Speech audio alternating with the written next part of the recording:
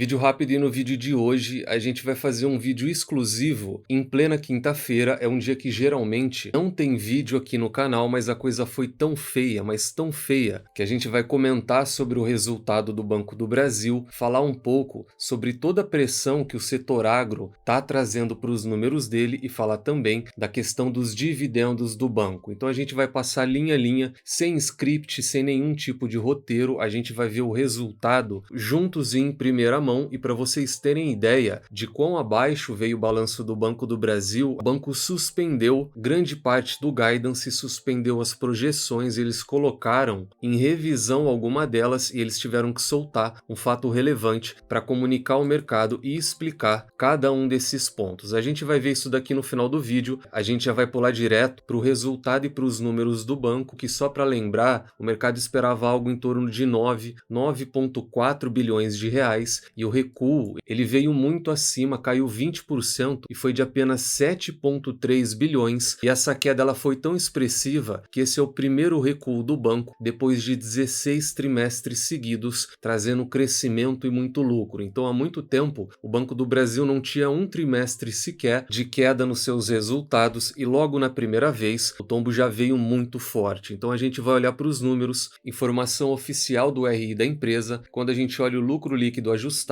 ele foi de apenas 7,4 bilhões e essa é uma das linhas que o banco colocou em revisão. Ele não vai conseguir entregar aquilo que ele tinha prometido no guidance dele e num comentário rápido, geralmente isso não é um bom sinal. O mercado não costuma digerir de maneira muito positiva a suspensão de guidance, revisão de projeção a mercado, então pior do que o lucro é essa suspensão daquilo que o banco pode trazer nesse ano. Amanhã a gente pode ter o mercado de certa forma muito chateado com o banco, mais por conta dessa falta de visão do que propriamente dessa queda de lucro, que pode ser inclusive algo pontual e passageiro. Então, olhando para a margem, o banco trouxe menos de 24 bilhões e eles também colocaram em revisão essa parte, porque a faixa de baixo estava na casa de 111 bilhões e eles não vão conseguir entregar se os próximos trimestres vierem 24 bilhões de novo. Depois, o custo de crédito, ele veio dentro, isso daqui é o PDD, provisão de crédito duvidoso, e se a gente olha de maneira anual, aqui a gente teria 40,8 bilhões, então quase 41, ficaria dentro ali próximo da faixa superior, mas mesmo assim eles colocaram em revisão. Isso significa que eles imaginam que nos próximos trimestres a situação não deve melhorar, porque se a gente se balizar só por esses 10 bilhões, o banco entrega, tá dentro e ficaria bem tranquila essa linha. Receita de prestação de serviços, o banco trouxe 8,4 bilhões e se ele entregar mais 3 trimestres com esse valor, ele não cumpre o guidance, vai ficar na casa de 33 bilhões, abaixo da projeção, e a despesa administrativa, essa daqui está dentro, foi de 9 bilhões de reais. O lucro líquido ajustado, no valor de 7,4 bilhões, ele caiu 23% na comparação trimestral, então o primeiro tri desse ano com o último trimestre do ano passado, e na comparação anual, a queda foi de quase 21%, saiu de 9,3 bilhões para 7,4 bilhões, mas o pior número, na minha opinião, é esse daqui que a gente está vendo juntos agora. Esse RSPL do Banco do Brasil é o ROI, é o retorno sobre o patrimônio líquido, e a gente estava vendo algumas projeções na casa de 19%, 18% é algo que eu já considerava baixo, e o banco conseguiu entregar 16% de rentabilidade. Só para vocês terem ideia, para a gente fazer uma comparação, o Banco Santander, que está lucrando pouco, a cotação está nas mínimas, ele conseguiu entregar um ROI do mesmo tamanho, da mesma eficiência que o Banco do Brasil conseguiu trazer agora. Então o que ele fez foi se equiparar com um banco que está num processo de recuperação. A margem bruta nesse trimestre, ela caiu 11% na comparação trimestral e 7% na comparação anual, mas olha o spread, saiu de 5,1% para 4,5%. Então eles tiveram menos margem, tiveram um spread também menor, então a concessão não foi tão legal. A capitalização também caiu ali, tanto na trimestral quanto na anual, e o custo do crédito, ele também piorou, mas esse daqui num comentário rápido, a gente já vinha estudando e eu vinha comentando que provavelmente o Banco do Brasil deveria entregar entre 9 e 10 bilhões de reais. Então um PDD na casa de 10,2 bilhões, ele é alto, é uma situação que só está piorando, mas ele não está muito fora quando a gente compara com aquele lucro e a queda de rentabilidade que o banco trouxe. O custo de crédito subiu quase 10% 10% na comparação trimestral e olha só o salto de quase 20% na comparação anual. Então o Banco do Brasil ele vem sofrendo com inadimplência, ele está num processo contrário da maioria dos grandes bancões. Se a gente pegar Santander, Bradesco e o próprio Itaú, todos eles estão estáveis ou até mesmo diminuindo esse custo da carteira de crédito, e a qualidade do Banco do Brasil, ela parece que ela está num processo contrário. Quando a gente olha para a carteira de crédito expandida, todas as linhas que se referem à qualidade de crédito, elas tiveram uma piora nesse balanço. E aqui um comentário rápido, comentar que isso que a gente viu até agora, que em grande parte é negativo, não é para trazer algum susto ou vender algum tipo de fim de mundo, é que realmente os números do Banco do Brasil eles vieram muito abaixo, inclusive daquilo que eu mesmo esperava. Então a gente não está sendo mensageiro do apocalipse trazendo notícia negativa, é que a gente tem que noticiar e trazer a melhor informação possível para vocês, porque realmente se a gente notar, a gente vai ter um ou outro ponto positivo, como por exemplo a expansão da carteira de crédito. Ela cresceu em um bom ritmo, quase 15%. Isso é um sinal bacana. Quando a gente fala de empresa do setor bancário financeiro, é assim que eles ganham dinheiro, mas é só a gente olhar para o lado que a gente volta para aquela sequência, piora nos números desse balanço. Quando a gente olha para a inadimplência, o índice de cobertura do banco, ela cresceu acima de 30 dias, ela teve um salto muito forte na inadimplência acima de 90 dias, essa daqui sempre é mais difícil, é aquela mais complicada de recuperar o crédito, e o índice de cobertura, ele também segue em queda, foi para casa de 170, e só para trazer um cenário do que é um índice de cobertura ok, um índice saudável, qualquer coisa acima de 200 pode ser considerado um bom índice de cobertura. Olhando para a carteira de crédito pessoa física, ela cresceu 6,6%, a inadimplência acima de 30 dias ela ficou praticamente estável, a inadimplência acima de 90 também uma pequena alteração, o índice de cobertura segue em queda, mas quando a gente olha para a carteira do agro, ela segue sendo o grande calcanhar de Aquiles do banco. Ela cresceu em um bom ritmo, 9% na comparação anual, só que a inadimplência e o índice de cobertura, eles pioraram bastante. Ela saiu de 1,7% para casa de 4%, a inadimplência acima de 30 dias, então já é um crédito que começa a tomar um risco maior, e a inadimplência acima de 90 dias, ela triplicou de valor em um período de apenas 12 meses. Ela saiu de 1,1% para mais de 3% nesse balanço, o índice de cobertura caiu, e dá para ver que a qualidade da carteira de crédito do banco, ela está piorando muito por conta dessa operação voltada para o setor rural. Ela piorou em todas as linhas, e só a nível de comparação, por exemplo, pessoa jurídica também piorou nesse trimestre. Então na sequência a gente tem a carteira do agro com pior desempenho, a carteira pessoa jurídica, que a gente sempre comenta que dentro dela com certeza tem muito CNPJ agro aqui. Na terceira posição, aquela com melhor desempenho e uma piora não tão significativa, fica a carteira de pessoa física. Então toda essa queda de lucro, todo esse aumento de provisão, inadimplência subindo, ela tem só um responsável, que é a carteira de agronegócio do banco. A receita de prestação de serviços, ela ficou praticamente estável, um aumento de 0,2% na comparação anual e uma queda de 10% na comparação trimestral. Despesas administrativas, ela cresceu 7% na comparação anual. Não é um crescimento tão alto, mas se a gente lembrar que a receita de prestação de serviços, ela não cresceu, daí sim, esse número passa a ser um ponto de atenção também. E na parte de capital, aqui é algo regulatório, o índice de Basileia e o capital principal, apesar de uma queda aqui no índice de Basileia, que saiu de 15% para 14,1%, ainda está tranquilo, não é motivo de preocupação, está dentro da regulamentação, e o C1 ele foi de 10,8% para 10,9%, então a parte de capital ainda está bem tranquila para o Banco do Brasil. Daí a gente olha para o Guidance, que na minha opinião é ele quem vai guiar todo o movimento da cotação amanhã. O banco suspendeu grande parte da projeção dele, esses 3 itens, eles são praticamente os principais do resultado de uma empresa que trabalha no setor bancário financeiro. Margem de operação, custo de crédito e lucro líquido é o que eles deixaram em branco, e provavelmente é isso que vai guiar toda a movimentação da cotação amanhã. Daí uma notícia positiva que o Banco do Brasil ele trouxe um novo anúncio de dividendo. A gente fala na realidade de um JCP, então aqui a gente tem aquele desconto de 15% de imposto de renda já retido na fonte. O banco trouxe quase 2 bilhões de reais em forma de JCP, a gente tem 33 centavos líquido por cada ação, então se a gente pegar esse 0,33 e colocar em cima da cotação atual, que está na casa de R$ 29,